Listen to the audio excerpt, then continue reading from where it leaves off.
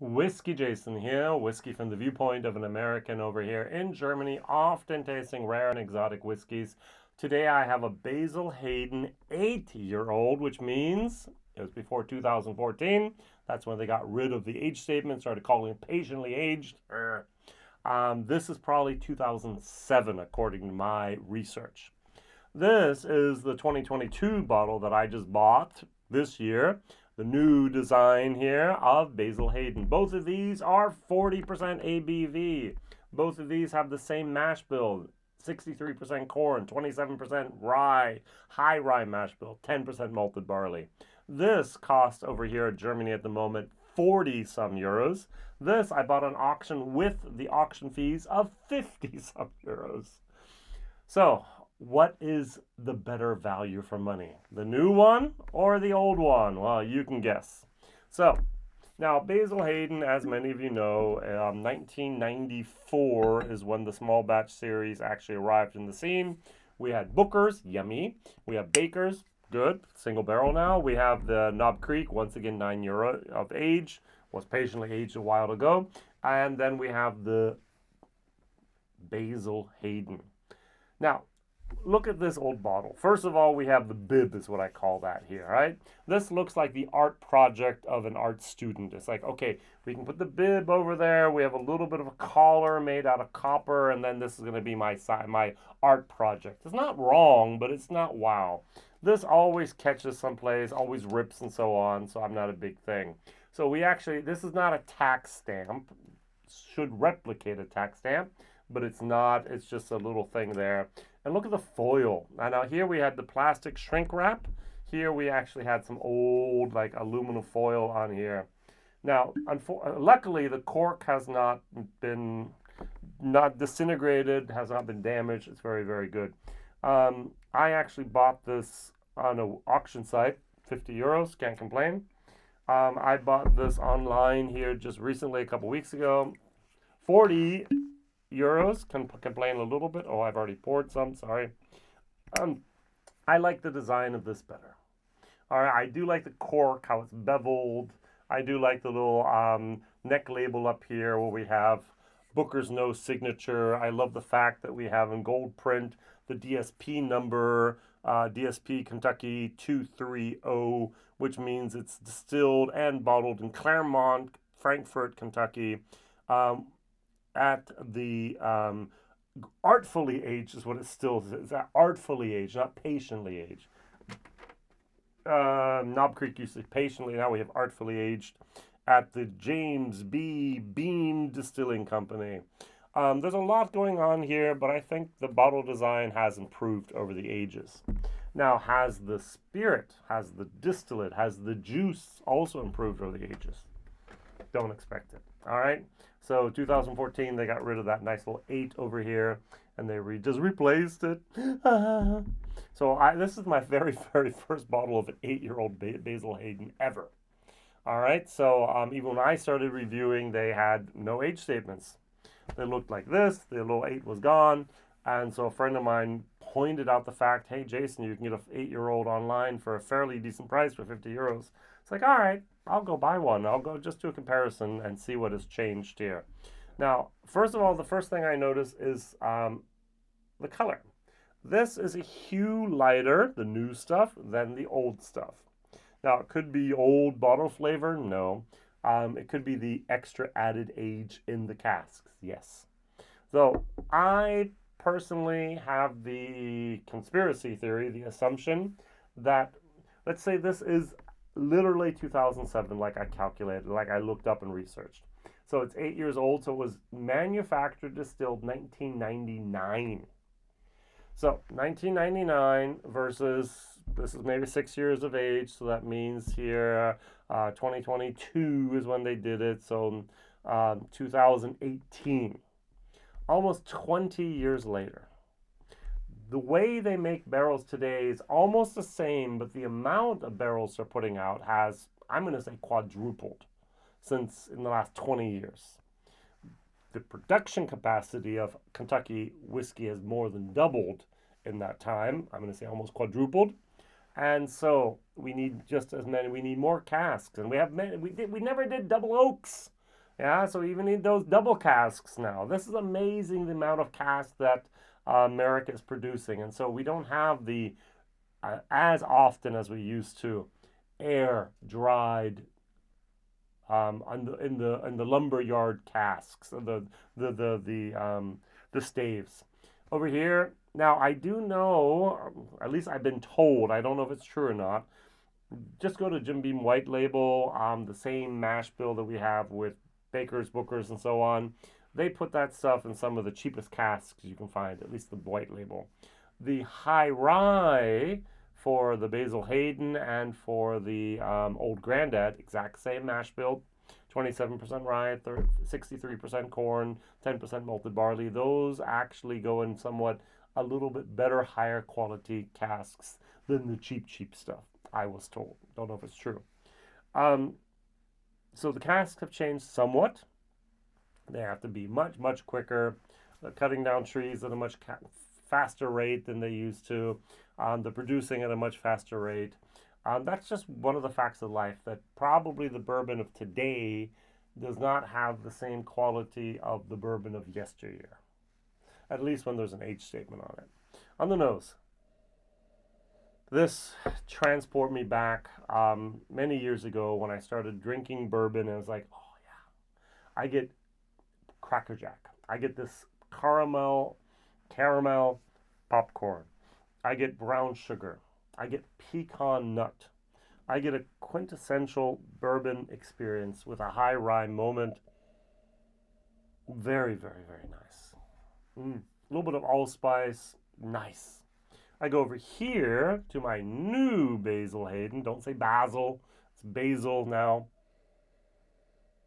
It's less. There is a little bit of a honey. There's a little bit of a vanilla, but I'm missing the caramel. I'm missing the brown sugar. This has a little bit more of a molasses brown sugar moment. This has a little bit of a light honey moment. Is it bad? No. Is this better? Yes. I get a tiny little bit of the alcohol, industrial alcohol, a little bit of acetone, a little bit of that.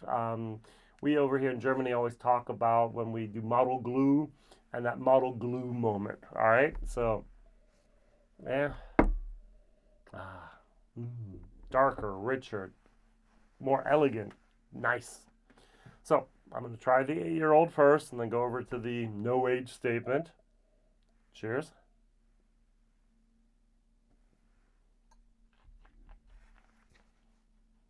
Mm. Mm. Now, for many people, Basil Hayden was more or less their gateway whiskey into American bourbons. This does not hurt. This is 40%. Knob Creek with 50% hurts some people. They go, oh, that's too strong. Let's dilute it down. Baker's, 53.5%, even stronger. Booker's, 60, 62, 65%, even stronger. Those are not whiskeys the average, ordinary, beginner bourbon drinker is going to gravitate towards. They're going to gravitate towards a Basil Hayden. This was the entry level product for so many people, and I understand why. I get this nice caramel popcorn. I get the nice pecan. I get the nice brown sugar moments. I just get the alcohol is there without, in any case, burning or distracting from the flavor profile. This is absolutely gorgeous for 40% ABV, 80 proof whiskey. Now, if I had maybe 100 proof whiskey that was even better, would I do that and gravitate towards that instead? Yes. I've tried over 3,500 different whiskeys. There's hardly anyone that I know of that's tried more. Of course, I'm going to gravitate towards something that's a little bit more barrel proof, cask strength, higher proof. Yeah, I've been spoiled for choice in my life. But if I were an absolute beginner and I'm not going to mix it with ginger ale or Pepsi or Coke or whatever else, and I want to drink it neat, maybe on rocks, this is something I can absolutely recommend. The old 8-year-old. Now, can I say exactly the same thing for the new no age statement Basil Hayden? A little bit more of a youthful alcohol moment.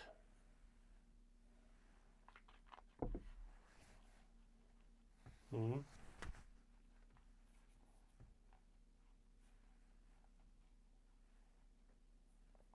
There's a slight burn towards the end that I did not get here at all. Now, there's a little bit of that alcohol chemical cheapness going on here at the end. Sorry, here not. Um, this is still a good whiskey. This is a better whiskey. This is a good whiskey. Now, I just went online and I said, okay, if I'm going to spend 40 euros, I'm sorry I'm in Europe, I'm in Germany to be exact, what would I buy instead? And that's the question of the day. What would you buy instead? All right, you have 40 euros, you're going to go out and you're going to go buy a bourbon. It can be Kentucky Straight, can be from any place else. What would you buy? I don't stone me, don't hate me. I can buy an Eagle Rare 45% for 38, 39 euros. It's readily available. So I would go buy an Eagle Rare 10-year-old. I can buy a Woodford Reserve bourbon for 28 euros.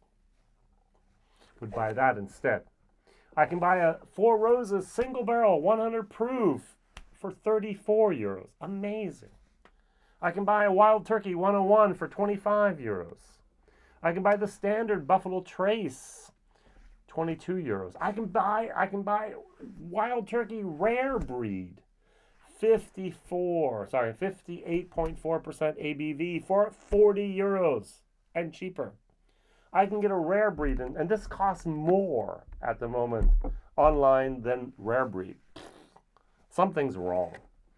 All right, so the 1 liter Buffalo Trace, 45%, 28 euros. I can buy the Knob Creek's 9-year-old for 33 euros. I can buy the Elijah Craig small batch for 37 euros. I can buy the Four Roses small batch for 29 euros. I can buy the Bullet 10-year-old for 34 euros. I can buy, and this is what I would actually recommend if you're really, really interested in the high rye Jim Beam mash bill. I can buy the Old Grandad 100 proof in the travel retail 1 liter bottle, 50% ABV, 100 proof, for 40 euros. An Old Grandad 1 liter, 150%, 100 proof for the same price and cheaper than Basil Hayden. Come on, that's a no-brainer. All right, so we can get the Evan Williams single barrel at the moment for 40 euros. We can get over here the Rebel Yell Cognac cask finish as well as the Tawny Port cask finish, both at 45% for under 38 euros. So we can go for the Old Forester 86 proof. We don't have the 100 proof. So we can get the 86 proof for 24 euros. So, and we can also get one more thing I wanted to mention here. What was it here? That was it. All right, so we're spoiled for choice at the moment for great whiskeys, great bourbons under 40 euros. Why would I pay more? Why would I actually settle for less? That's the question. All right, you have 40 euros, you have 40 pounds, you have $40. You're going to go to the liquor store, you're going to buy something. What is it going to be? Will it be the Basil Hayden? Probably not. Will it be something else? Yes. Tell us why. Write it down in the comments. What would you buy and why would you buy that? Instead, it's delicious, it's higher proof, it's just higher quality, it just makes you happy, it goes well, it's historical reasons, sentimental reasons, whatever. I'm going to go out, I'm going to see if I can find another one of these, the 8-year-old. I'm willing to pay 50 euros for this, the 8-year-old. I think that's absolutely an awesome whiskey, and I'm very, very happy that I found it.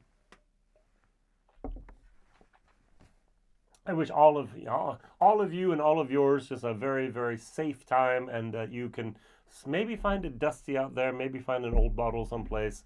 Try it, use it, and enjoy it, and share it with friends. Don't forget that last part. Thank you very much for watching. Whiskey Jason. Bye-bye.